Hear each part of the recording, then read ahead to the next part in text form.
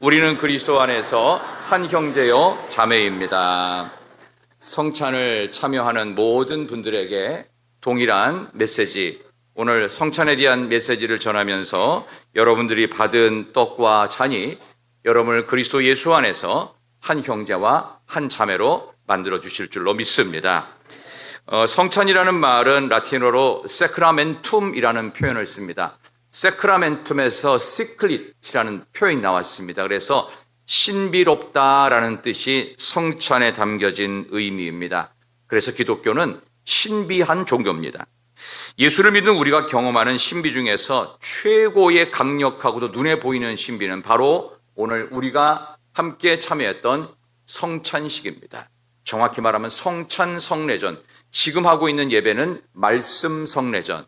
그래서 가톨릭에서는 매번 미세 때마다 계속해서 성찬을 하게 됩니다. 우리 이제 개신교는 이것을 조금 더 변화시켜서 말씀 성례전에 더욱 집중시켜서 하기 때문에 항상 하지는 않는 것입니다.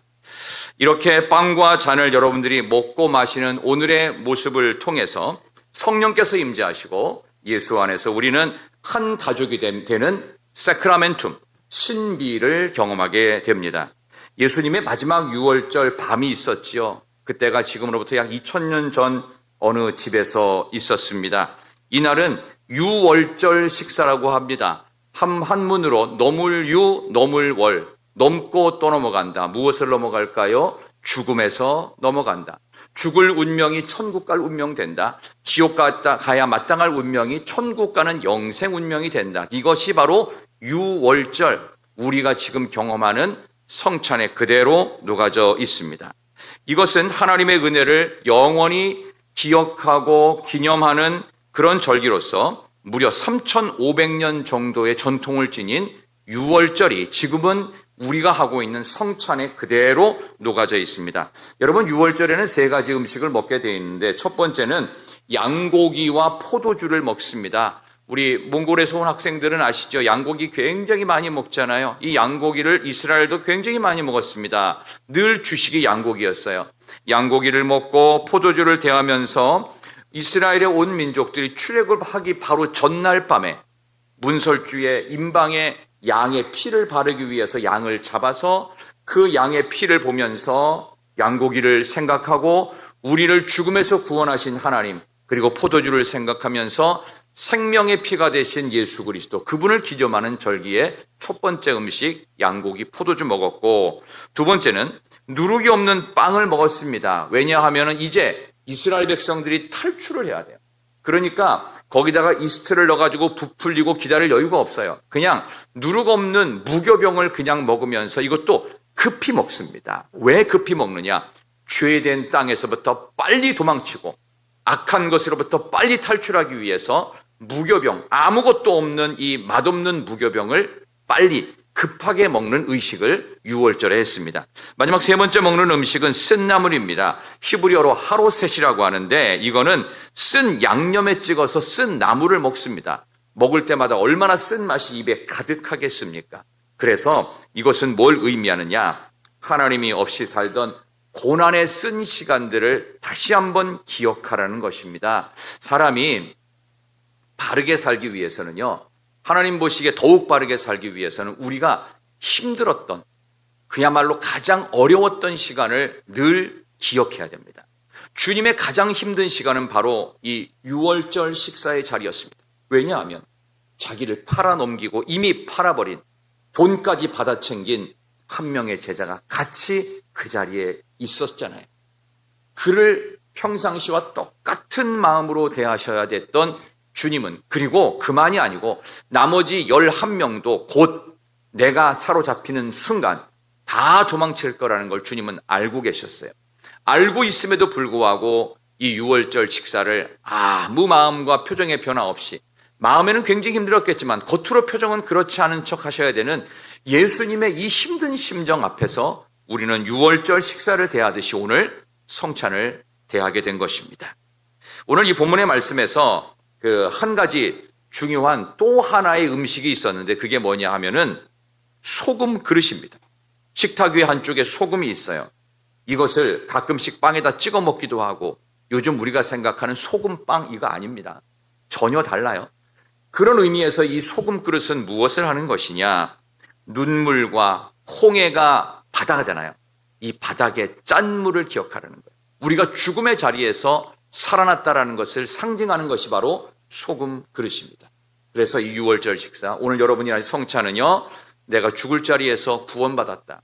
죽어 마땅한 인생을 하나님은 천국 보내시고 영생 주셨다. 구원의 의미를 재확인하는 의식이 바로 성찬인 것입니다. 여러분 오늘 그것을 재현하셨으니 여러분들은 가장 어려웠던 시간을 늘 상기하고 돌아보면서 예수님께서 하셨던 이 성찬을 삶 속에 재현해내면서 하나님, 주님과 한 몸으로 살겠습니다. 형제 자매를 사랑하며 살겠습니다. 있는 그대로 용납하면서 예수님 마음처럼 자신을 팔아넘기는 제자들을 위해서 주님이 죽어주셨듯이 나도 그렇게 살겠습니다. 그것을 여러분이 마음속에 실천하시기를 바랍니다. 여기에 참 재미있는 두 인물이 나오는데 하나는 아무라고 나와요. 아무개예요. 18절 한번 보실까요? 본문의 말씀 한번 18절. 우리 6월절 식사를 준비하는 장소를 언급하면서 아무라는 말이 나오는데요. 한번 보도록 하겠습니다. 다 같이 오늘 본문의 말씀 18절입니다. 이르시되 시작. 내 때가 가까이 왔으니 내 제자들과 함께 6월절을 네 집에서 지키겠다 하시더라 하라 하니라. 아멘. 성한 아무라고 나오죠. 아무개예요. 아무개. 누군지 모르는 무명의 사람. 그래서 이거를 조금 쉽게 전라도식으로 바꾸면 거시기한테 가서 부탁을 해라. 거시기 하면 다 통해요. 전라도 가면 그냥 거시기가 모시기 할 때까지 한번 뽕을 빼봐 뭐 이런 식으로. 거시기예요. 거시기. 누군지는 몰라요. 근데 거시기한테 가서, 아무한테나 가서 거기서 말하는 이 아무에게 초대된 사람이 이름이 지금도 나오지는 않습니다. 이걸 공동 번역을 우리 가톨릭 성경을 보면 이러이러한 사람에게 가서 얘기하라. 누가복음 22장에 보면은 이것을 물 한 동이 가지고 가는 사람에게 부탁해라. 그러니까 이 사람이 누군지 실명이 없습니다. 그 누구이든 상관없이 아무한테나 가서 6월절 식사 장소를 제공하는 그 집으로 주님은 들어가시겠다는 거예요. 무척 흥미로운 인물인 이 아무를 우리도 생각하면서 섬김을 준비하고 있는 그 누구라도 주님의 성찬이 치루어지는 신비한 삶의 영역으로 여러분을 초대할 줄 믿습니다. 주님께서 우리를 향하신 이 성찬의 의미는 여러분에게 지금도 누군가를 위해서라도 섬김을 준비하라. 섬김을 준비하는 모두는 우리 주님의 성찬을 준비하는 아무와 같은 복된 인생이 될 줄로 믿습니다. 이름이 없지만 아무지만, 이름이 있지만 엉망의 삶을 살았던 또 한 명의 대조되는 인물이 나오는데 그 사람이 바로 예수님을 팔아넘긴 가룟 유다입니다. 2절과 21절 보겠습니다. 2절 한번 앞으로 좀 넘어가셔서 26장 2절 한번 다 같이 보겠습니다. 너희가 아는 바와 같이 26장 2절 너희가 시작. 인자가 십자가에 못 박히기 위하여서 팔리리라 하시더라. 아멘. 이미 팔렸다는 걸 주님이 아셨지요. 여러분 성경 중에서 이렇게 글자에 색깔이 들어가 있는 부분이 있어요. 특히 빨간색. 이건 예수님이 하신 말씀은 전부 다 빨간색으로 나와 있습니다. 그러니까 주님이 누군가 나를 분명히 팔았다는 것을 아셨고 그 사람의 이름도 알았어요. 21절 보세요. 21절 그들이 먹을 때 시작. 이르시되 내가 진실로 너희에게 이르노니 너희 중에 한 사람이 나를 팔리라 하시니 아멘. 그 다음에 25절 보세요. 25절 예수를 파는 시작. 예수를 파는 유다가 대답하여 이르되 랍비여 나는 아니지요. 대답하시되 내가 말하였도다 하시니라. 아멘. 그렇습니다. 유다가 팔아버렸다는 것을 성경에서 분명히 기록하고 있죠. 여기 나오는 이 마태가 기록한 거 아닙니까? 이 마태를 여러분들이 돌아가셔서 천국 가셔서 한번 물어보세요.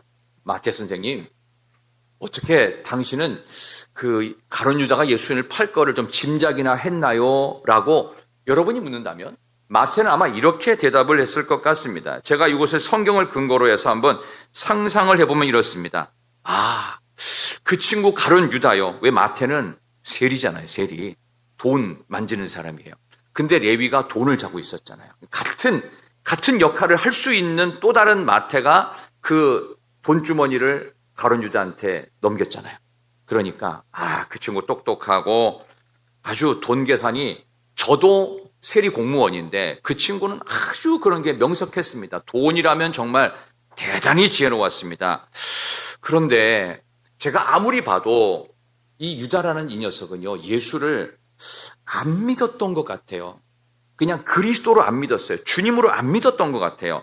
하나님의 아들로 영접하는 건 더더군다나 그런 고백을 제가 들어본 적도 없고, 그리고 호칭이 중요하잖아요. 우리들은 예수님을 말할 때 항상 주여, 큐리오스, 당시 황제의 그 이름에 큐리오스, 주여라고 붙이는데, 아니 이 가룟 유다는요 항상 랍비라고 붙입니다. 이 랍비가 뭔지 아세요? 세계 4대 성인 중에 하나인 그 랍비를 얘기할 때 어떤 사람이든지 존경받을 만한 사람의 이름을 랍비라고 했어요. 늘 존경한다고 고백하는데 우리처럼 주여라고도 고백하지 않고 하나님의 아들로도 안 믿는 것 같더라고요. 라는 식의 이야기가 오늘 마태가 썼던 26장의 본문입니다. 오늘 이걸 통해서 무엇을 생각해야 될까요? 예수님께서 그에게 걸맞는 말씀을 하십니다. 이거는 예수님이 하셨던 제자를 향한 가장 극한 저주였습니다. 우리도 이런 말 듣지 않아야 되기를 소망하면서 24절 볼까요? 24절, 예수님이 가룟 유다 이름을 언급하진 않지만 파는 자에 대한 저주가 나옵니다. 24절, 인자는 시작. 인자를 파는 그 사람에게는 화가 있으리로다. 그 사람은 차라리 태어나지 아니하였더라면 제게 좋을 뻔하였느니라. 아멘. 아멘하게 대단히 마음이 불편합니다. 차라리 태어나지를 말지. 차라리 태어나지를 말지. 부모에게 하는 가장 자녀로서 부모의 가슴을 후벼 파는 이야기가 있어요. 나를 왜 낳았어요? 나를 왜 낳았냐고요. 이것과 거의 방불한 말입니다. 너 차라리 태어나지 말지. 왜 태어났니? 우리는 요즘에 생일 축하 노래 부를 때 중에서 왜 태어났니? 이런 얘기를 하는데, 그거는 우리가 좋은 날에 이렇게 좀 조크로 하는 거지, 이거는 주님이 정색하고 하시는 말씀이에요. 태어나지를 말지. 왜 태어나서 이 저주의 주인공이 되었니? 하는 주님의 안타까운 마음이 그대로 있었어요. 그러나 주님의 특징은 마지막 순간까지 내가 왜 배신을 했느냐? 왜 내가 나를 팔아버렸느냐? 너 어떻게 나한테 그럴 수 있느냐? 나의 기적을 보고도, 죽은 사람을 살리는 내 모습 보고도 네가 그럴 수 있냐? 하면서 내가 세리를 돈 맡은 것을 세리 마태에게 시킬 수 있는, 일부러 너에게 시킨 것도 의미가 있는 건데 너 나한테 그럴 수 있니? 하는, 너는 나의 오른팔인데, 이런 얘기예요. 이런 얘기인데 어떻게 나를 배신하냐? 이런 얘기를 주님은 한마디도 하지 않으십니다. 왜 그럴 것 같으세요? 우리는 그런 얘기하는 거 자존심 상하게 얘기하냐? 그냥 가만히 있지 라고 생각할 수 있어요. 근데 이유가 다른 데 있어요. 다른 제자들은 배신 안 했어요? 다 배신했잖아요. 죄송한 표현이지만 한 놈도 주님 안 따라왔어요. 전부 다 도망갔어요. 수제자 베드로요, 부인하고 저주까지 했어요.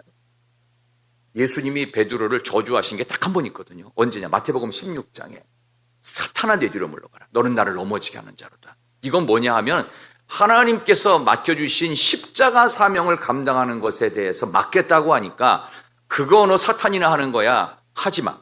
라고 하는 거예요. 이거는 어떻게 보면은 주님이 아직도 공생애가 많이 남았거든요. 그러니까 그런 정도 야단은 꾸지람은 들을 만해요. 근데 이거는 주님의 마지막 밤이에요. 마지막 밤, 마지막 6월절 식사예요. 근데 그 자리에서 너 차라리 태어나지 말지. 너 왜 그랬니? 이 말은 뭡니까? 주님이 곧 십자가 지시면 이제 끝나는 거예요. 죽음과 삶의 경계선에 선 주님께서 하셨던 이 말은 우리처럼 그걸 굳이 서운하다고 너 왜 그랬냐고 따질 필요가 없다라고 하는 주님의 자존심 때문에 그런 게 아니고 회개할 기회를 끝까지 주시는 겁니다. 근데 가룟 유다는 회개를 못했어요.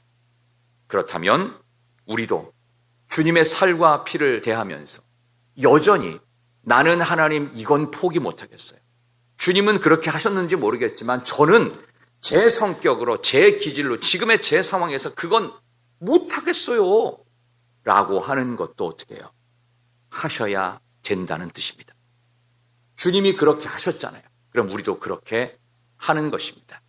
그래서 성찬의 의미, 처음 시작할 때 말씀드렸던 아남네시스라고 하는 이 라틴어는 기념이라고 하는 뜻보다는 더 중요하게 재현한다. 주님의 삶을 재현한다. 그래서 주님의 삶을 깊이 상기한다. 그 뜻이 성찬입니다. 여러분의 성찬을 대하시면서 사람이 만든 빵이고 사람이 만든 포도주지만 이걸 통해서 주님은 자신의 살과 피를 주셨듯이 이젠 여러분도 여러분의 살과 여러분의 피를 아낌없이 말없이 거침없이 내놓을 수 있는 섬김의 자리에 함께 꼭 가시기를 진심으로 소망합니다.